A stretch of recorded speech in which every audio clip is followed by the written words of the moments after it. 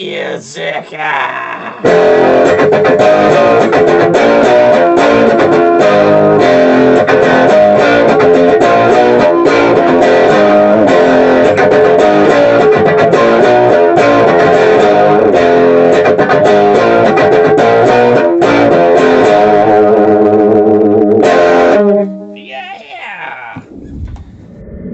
Milsurp Garage. Yeah, we're back late night with the Marlin 922M here. So if you remember from our last video, a little recap, we had a friend bring this over. He said he was shooting. He heard something that sounded like something shattering inside, pieces rattling around.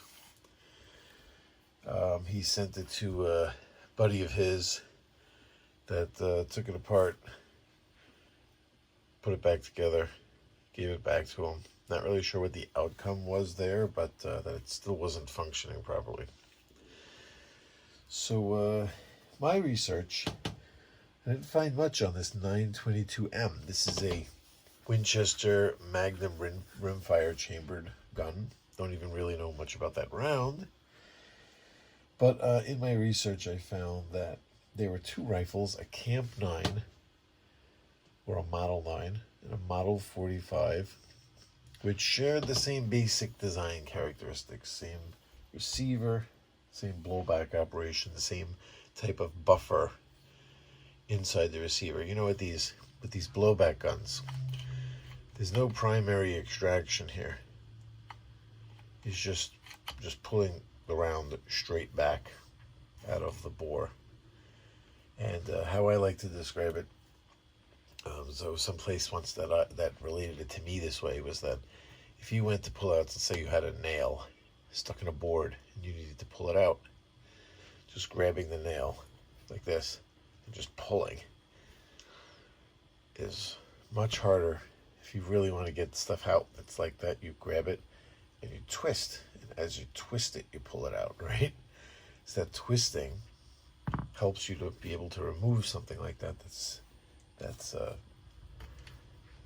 similar to the expanded round inside of the chamber, which is why you'll see most actions, delayed blowback or locking breech actions, all different types of actions, will always have a rotating aspect, a beginning rotating aspect as it begins to pull out, then come straight out. Blowback, straight blowback, does not do that. It just pulls straight back. So a couple of interesting things I found about this rifle is that inside the chamber here we have fluting. Here's a video that somebody took, a fan of one of these rifles on a message board. I saw that there was a fan of this rifle that actually took a little bore scope video in here.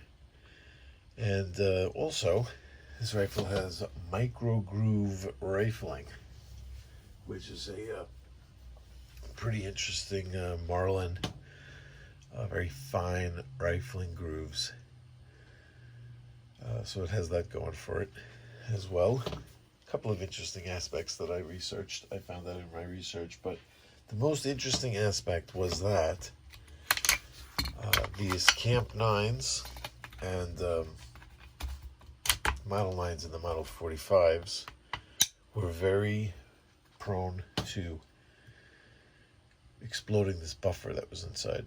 So I was almost 100% sure I had my problem solved. So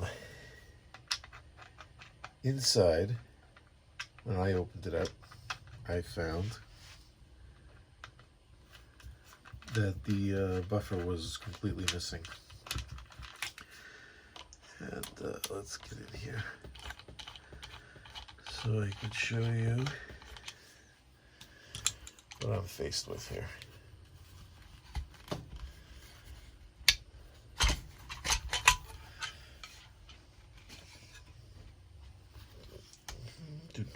Alright, so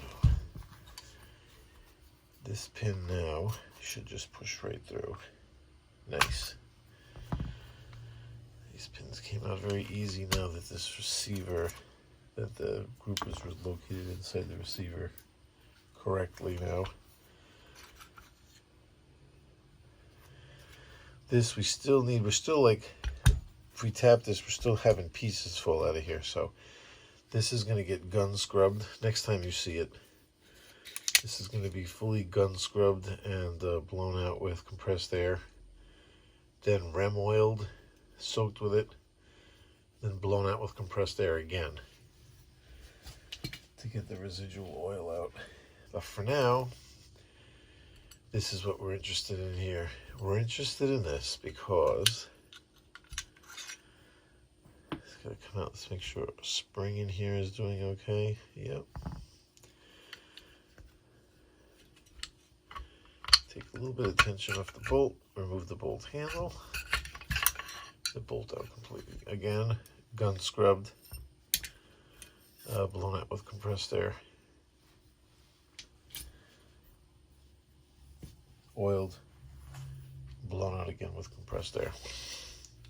Now back in here, problem is that we have buffer material in there.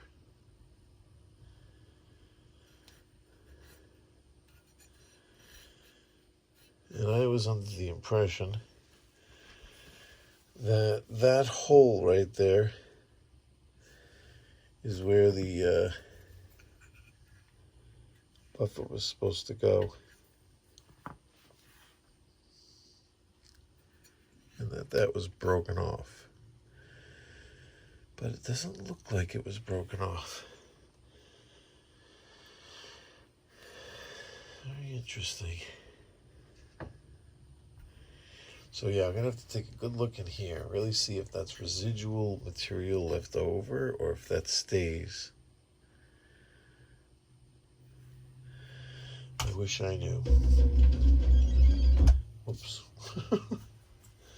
You see something? Curious.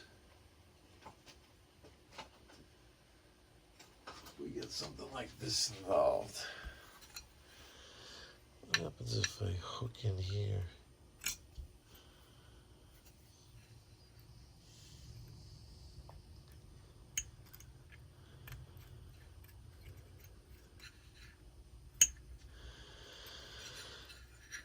I don't know if that, oh, there it goes. So here's that piece that's left over. They got left inside that hole. Now that hole's nice and clear. Now we're ready to go. So the buffer sits with this. Here's a picture of the buffer. That protruding circle fits inside of here. And then the bolt sits down inside the receiver like this. And you can see where there has to be a relief in the buffer to allow for the spring to connect. So now we're ready for a real good cleaning.